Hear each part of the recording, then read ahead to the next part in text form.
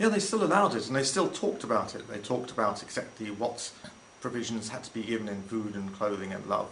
But they didn't use it really, and no one wanted to use it much after the new any cause divorce came in. And gradually the any cause divorce supplanted the neglect divorce completely, and the biblical grounds for divorce were just not needed anymore now that they had this any cause divorce.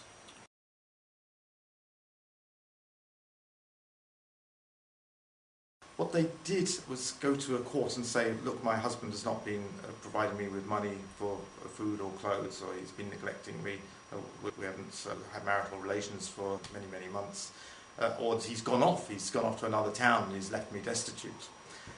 They would have to get the man to write out a certificate of divorce. Only the man could write it. And he had to do it voluntarily. And in Talmud it says they beat him with sticks until he volunteers. It's an interesting form of voluntary writing out of a divorce certificate. Women couldn't actually use the any cause divorce, strictly speaking, because it was based on Deuteronomy 24, which is an example of a man divorcing his wife. And that's why the Pharisees asked Jesus, is it lawful for a man to divorce his wife for any cause? But we do actually have an example of a divorce certificate written out by a woman.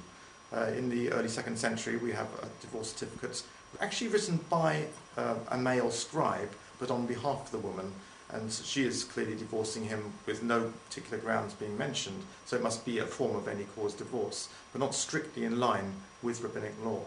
Actually in Mark we do have this mention, a woman who divorces, and for a long time people said, well, maybe Mark was writing to a Roman community and talking about Roman law where women can divorce, and Mark wasn't really talking about the Jewish situation. But now we know that yes, Jewish women did divorce their husbands.